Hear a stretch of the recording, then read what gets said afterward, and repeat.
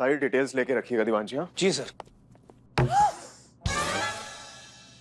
अब ये क्या हसीना मलिक, क्या चाहती हैं आप? मतलब इतना कुछ हो गया उसके बाद भी तसल्ली नहीं हुई आपको? क्या क्या?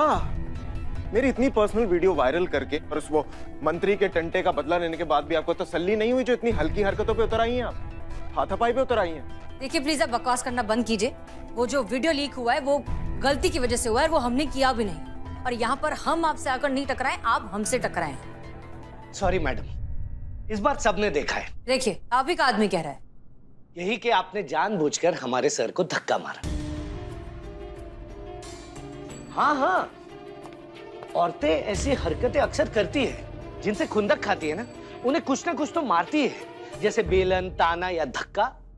वाह वाह, मतलब बात कहीं से भी शुरू हो, बीच में अपनी औरत मर्द वाली मानसिकता जरूर घुसाइए आप। अरे घुसी तो हसीना मैडम है, जबरदस्ती, वो भी सामने से। और हम का औरत मर्द की मानसिकता को घुसा रहे हैं? ये बवाल तो आप लोगों ने खड़ा किया है।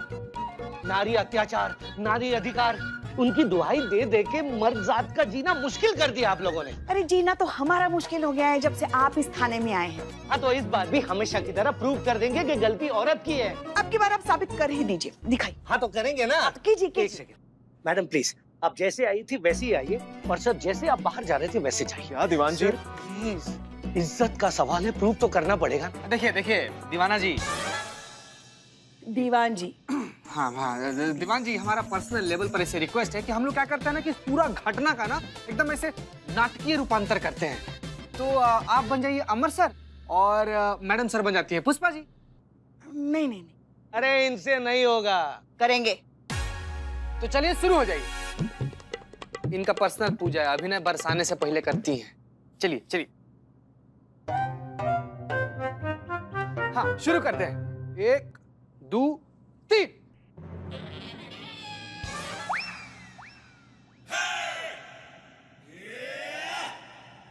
देखा देखा देखा देखा आप लोगों ने कैसे ये रुक गई? वैसे ही हसीना मैडम रुक सकती थी, लेकिन नहीं रुकी। इसका मतलब ये हुआ कि उन्होंने जानबूझकर हमारे सर जी को धक्का मारा। आप सबकी बकवास अगर खत्म हो गई हो तो हम केस पर ध्यान दें। वो केस जिससे हमारी जीत और हार मुनस्सर है। आप लोगों को केस सॉल्व करना है तो करिए, क्योंकि हमारे सर तो केस कब का सॉल्व करके बैठे हैं। तो हम भी कोई खाली हाथ नहीं बैठे, हम भी केस सॉल्व कर चुके हैं। पूजा के असली गुनहगार ये है। तो मिस्टर कोच, अब आप सारी असलियत खुद उगलेंगे या करिश्मा सिंह से कहें कि अपने तरीके से उगलवाएं?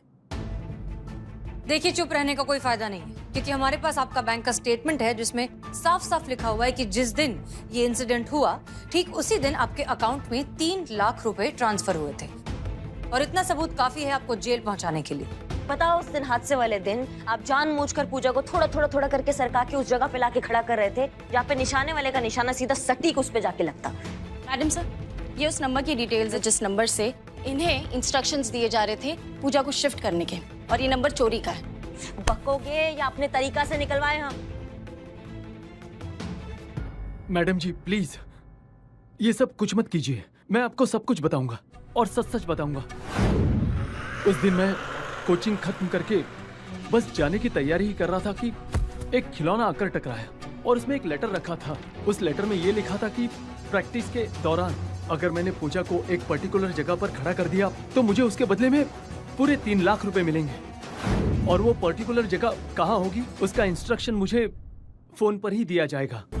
इतना ही नहीं बल्कि रुक्मणी के थीम को भी उसी ने बदलवाया था, और लेटर को फाड़ने के बाद जलाने के इंस्ट्रक्शन भी मुझे उसी लेटर के जरिए दिया गया था, ताकि उसे ये संकेत मिल जाता कि मुझे उसकी ये डील मंजूर थी। वाह क्या बात है, मतलब ऐसे केस सॉल्व किया आपने? अभी तक सिर्फ गोल गोल अंडा, ना ही गुनहगार का पता ना ही मोटिव का। अब मेरी बारी, मैं आपको बताता हूँ केस कैसे सॉल्व किया जाता है। तो मेरी इन्वेस्टिगेशन से पता चला है कि इस मामले में ना कोई स्टाफ का ही आदमी शामिल है, इसलिए मैंने वहां के कारपेंटर जिसने टारगेट बोर्ड बनाया था और वहां के पेंटर दोनों को बुलवा लिया। अब वही बताएंगे कि असली मुजरिम कौन है। खेल खत्म, पैसा हजम।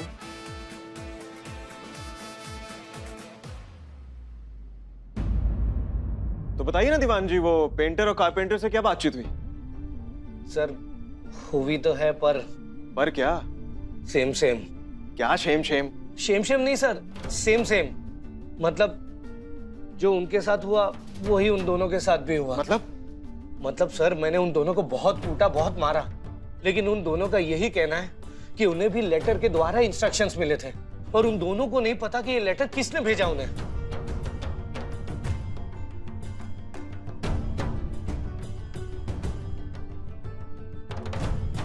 दीवान जी मतलब क्या है इस बात का? सर मतलब तो एक ही है कि ना मुजरिम का पता चला ना मोटिव का। यहाँ भी गोल गोल अंडा ही है सर।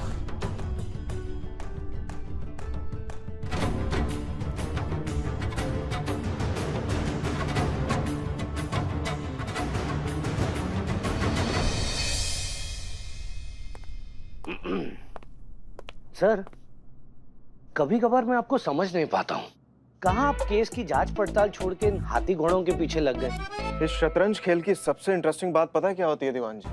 इसमें जो खिलाड़ी चाल चल रहा होता है उसके आगे की 3 चाल वो ऑलरेडी अपने दिमाग में चल चुका होता है। आपको उसके दिमाग को रीड करके अपनी अगली चाल तय करनी होती है। इस खेल में दिखाया कुछ जाता है, उसके पीछे का इंटेंशन कुछ और होता है और फाइनली हमें पता चलता है कि गेम तो कुछ और ही चल रही है। दीवान जी आपको नहीं लगता कि हमारे साथ भी कुछ ऐसा ही हो रहा है? हमें दिखाया कुछ जा रहा है, हो कुछ और रहा है और गेम कुछ और ही चल रही है। मैं कुछ समझा नहीं सर। दीवान जी ये केस सिर्फ एक ही सवाल पर टिका है। जिस दिन उस सवाल का जवाब मिल गया, असली हमलावर खुद ब खुद एक्सपोज हो जाएगा। और सर क्या है वो सवाल? मोटिव।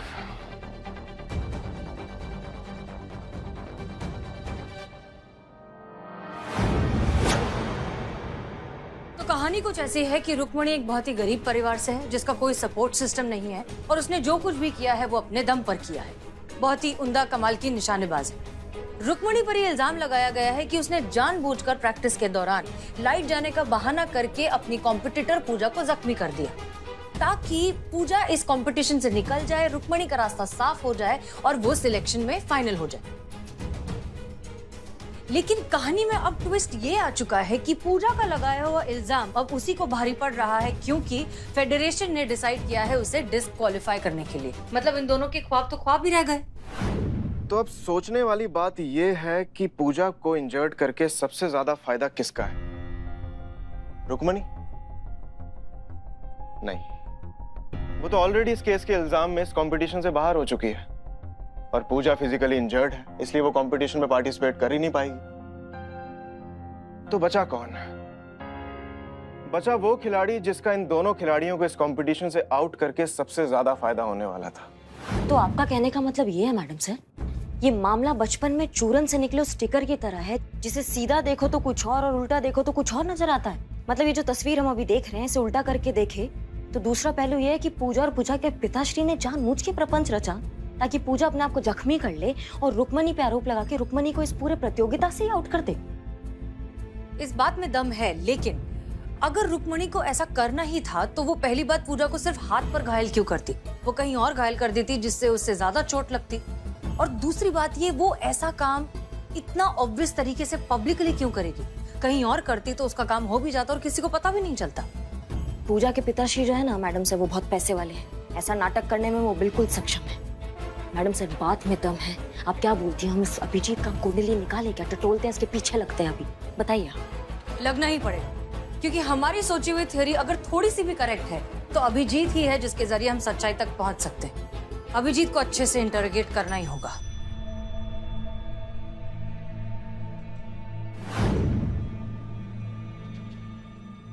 मैंने पता कर लिया है सर। सर इस कंपटीशन में कुल मिला के 3 लड़कियां सिलेक्ट हुई। पहली और दूसरी तो पूजा और रुक्मणी है सर, तीसरी लड़की का नाम है रीमा। तो चलिए दीवान जी, मिलते हैं इस रीमा से। Yes sir.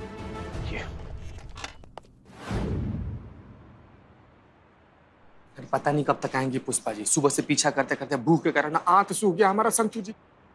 भैया भैया क्या कर रहे हो आप? भैया ऐसे मत करो। भैया नहीं हमको भैया प्लीज मैडम यहाँ पे हल्ला मत कीजिए, आगे जाइए। भैया उठो भैया, चलो भैया।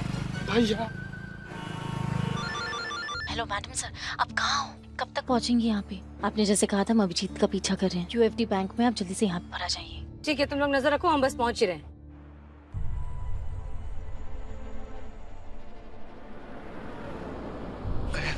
एक्टिंग कर रहा है मैडम सर। अरे रुक जा।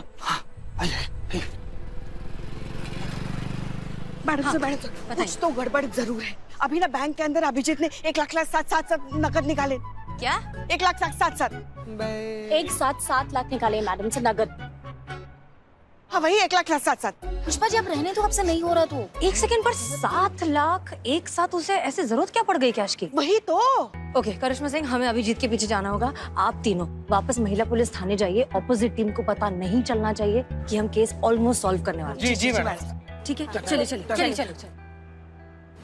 आप मुझे बताएंगी कि रुक्मणी ने पूजा पर शूट क्यों किया? सिर्फ इसलिए कि वो उसकी बेस्ट कॉम्पिटिटर थी और वो नहीं चाहती थी कि वो ओलंपिक में पार्टिसिपेट कर सके? नहीं सर, रुक्मणी ऐसी लड़की नहीं है। वो जितने अच्छे आर्चर है ना, उतनी अच्छी इंसान भी है। वो ऐसा कुछ भी करने का नहीं सोच सकती। अच्छा, अब आपके पेरेंट्स क्या करते हैं? सर मेरे पापा नहीं है। हाँ मदर है, जो गवर्नमेंट ऑफिसर है। कहाँ के रहने वाले हैं? इलाहाबाद। ठीक है, आप जाइए। क्या लगता है दीवान जी, एक क्लर्क की जॉब करने वाली मिडिल क्लास फैमिली की औरत की बेटी के पास इतना पैसा होगा कि वो किसी को हायर करे और ये सब प्लानिंग करे? नहीं सर, लगता नहीं है। दीवान जी, मुझे इस फेडरेशन के हर इंसान से बात करनी है। लंका तो किसी घर के भेदी ने ढाई है, कोई तो घर का ही बंदा है।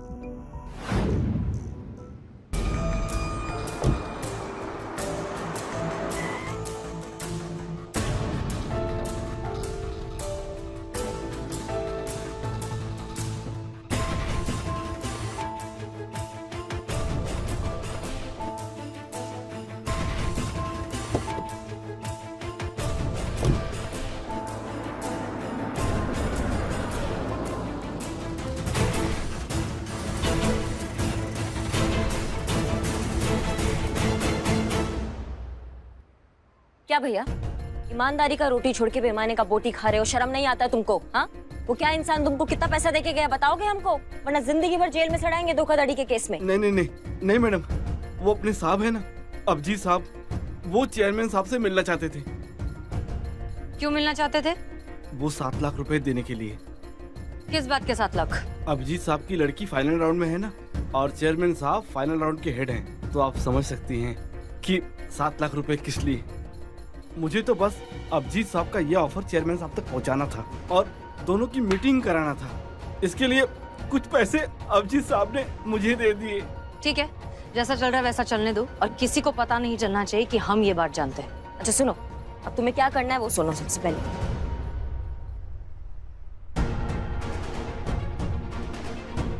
ये चलो जाओ। करिश्मा सिंह जी, इससे एक बात का तो पता चली गया है कि अभिजीत अपनी बेटी का सिलेक्शन करवाने के लिए किसी भी हद तक गुजर सकता है, कुछ भी कर सकता है। लोगों को 7 लाख रुपए दे रहा है, आदमी खरीद रहा है। ऐसा क्यों नहीं हो सकता कि अभिजीत ने ही ये पूरा प्रपंच किया हो, ये पूरी साजिश रचाई हो और पूजा उसका साथ दे रही हो? अंधेरे का फायदा उठाकर उसने खुद को जख्मी कर लिया ताकि सारा इल्जाम रुक्मणी पर आ जाए। हो सकता है ये हो, पर ये भी एक संभावना ही है मैडम सर। जब तक सच का पता नहीं चलता तब तक हम कुछ नहीं कह सकते। तो चलिए फिर सच का पता लगाते हैं। चलिए। दीवान जी, आपके हिसाब से घटना वाले दिन वहां 39 लोग मौजूद थे। 6 players, 1 coach, 1 electrician, 2 worker, chairman और बाकी प्लेयर्स के पेरेंट्स, जिसमें अभिजीत भी एक था। जी सर। सर एक कॉल आ रहा है। हेलो। अच्छा, ओके। सर अभी बने खबरी नेटवर्क से पता लगा है कि हसीना मैडम भी अभिजीत के पीछे है और अभिजीत ने बैंक से 7 लाख रुपए निकलवाए और चेयरमैन से मिलने की फिराक में है। सर यहाँ तक के चेयरमैन के गार्ड्स को भी रिश्वत खिलाई गई है। शाम 5 बजे का जुगाड़ हुआ है चेयरमैन से मिलने का। अलर्ट अलार्म दीवान जी, ये हमारे कॉम्पिटिटर तो कुछ ज्यादा स्पीड में है। हमें भी स्पीड बढ़ानी पड़ेगी, नहीं तो हमसे पहले ये केस सॉल्व कर लेंगे। जी सर। दीवान जी, क्या बताया आपने, ये कब मिलने वाले हैं ये अभिजीत और चेयरमैन? 5 बजे सर। 5 बजे।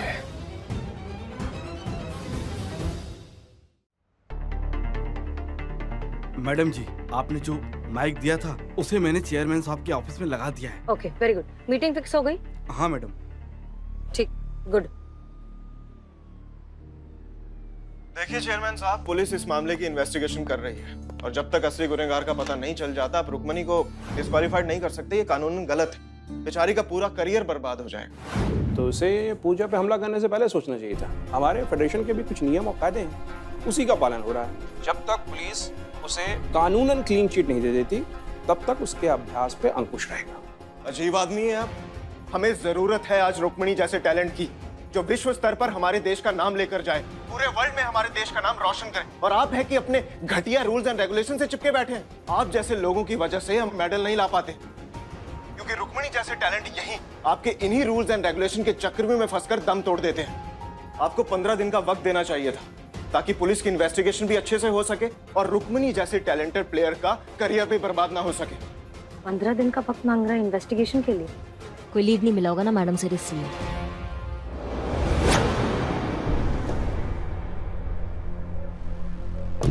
ये तो आ गया। चेयरमैन साहब से मिलना है, फ्री हुए वो? नहीं, चेयरमैन साहब तो अभी भी मीटिंग में बिजी हैं। आपको थोड़ा वेट करना पड़ेगा। ठीक है, मैं गाड़ी में। जी देखिए, आप मुझसे इस तरह से बात नहीं कर सकते। मैं इंसान की हैसियत नहीं उसकी वाइब देखकर बात करता हूँ mister chairman. And sorry to say, आपकी वाइब ना बहुत ही नेगेटिव और विलनिश है। कहने का क्या मतलब? मैं विलन हूँ? मतलब फेडरेशन के सारे रूल्स फॉलो किए तो मैं विलन हो गया? यही तो हमारी ट्रेजेडी है सर। जिस इंसान को जिस फील्ड की नॉलेज नहीं है उसे वहां की सबसे बड़ी पोस्ट पर बिठाया हुआ है। एंड आई एम श्योर आपने खुद तो लाइफ में कभी तीर कमान को उठा के देखा तक नहीं होगा और जज कर रहे हैं उस टैलेंटेड प्लेयर का करियर। समझ क्या रखा है आपने मुझे ऑफिसर? कोटा कोटा खेल कर पहुंचा हूँ, नेशनल चैंपियन रहा हूँ तीरंदाजी में। अरे छोड़िए सर, बहुत देखे ऐसे हवाई किले। जंगल में मोर नाचा देखा किसने? आपने बोला और मैंने मान लिया। अरे अपने दावे पर इतना यकीन है ना तो उतरिए मैदान में, प्रूव करिए कि कितने बड़े तीरंदाज हैं आप। एक बात बोलूं आपको, अरे आपसे अच्छी तीरंदाजी तो मेरे जैसा नौसिखिया भी कर लेगा। है हिम्मत, उतरिए मैदान में, खुला चैलेंज।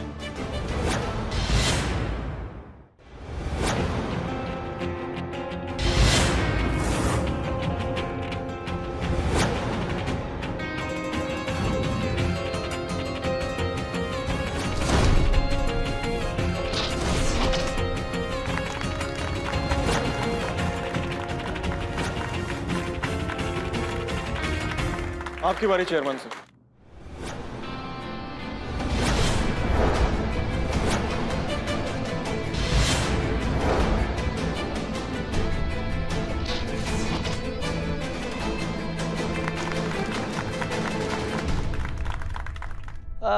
पर सर ये तो बराबरी का मुकाबला हुआ ना कोई जीता ना कोई हारा, ये तो टाई हुआ। अरे दीवान जी, अभी हमारे हुनर के तरकश में और भी तीर बाकी है।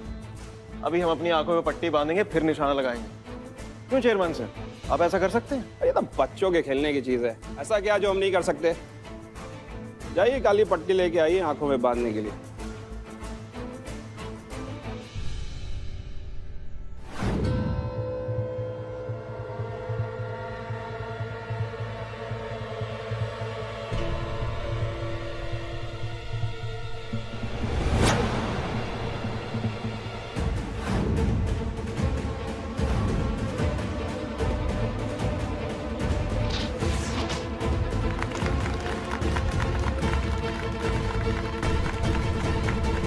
देखा, अब तो आपको शक नहीं ना हमारी काबिलियत पर।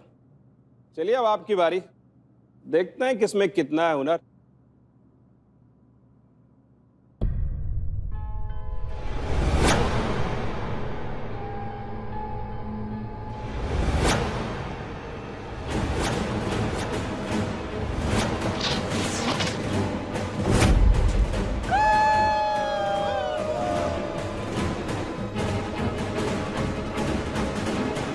क्या हुआ? आने का काम नहीं है तीरंदाजी दरोगा जी। सालों का अनुभव और घिसाई करनी पड़ती है इस कला में पारंगत होने के लिए। दोबारा ये कहने से पहले कि फेडरेशन को कैसे चलाते हैं, जाइए पहले सीख के आइए कि किससे कैसे बात करते हैं। चलिए कुमार जी।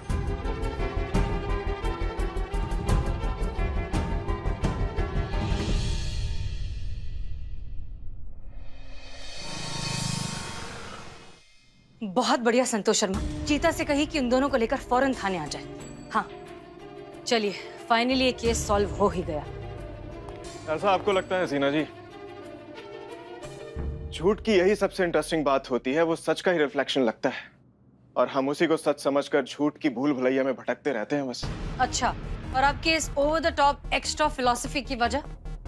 बस यही कि सच के अपने अपने वर्जन होते हैं हसीना जी, एंड आई एम श्योर आपको जो लगता है इस केस में वो सच नहीं है। और आपको क्या पता कि हमें क्या लगता है? हसीना जी, वर्जन चाहे कितने भी हों सच के, लेकिन सच तो एक ही होगा ना। और अगर सच वो है जो मैं जानता हूँ हसीना जी, तो जाहिर सी बात है कि आपके पास तो सच का पायरेटेड वर्जन ही होगा ना।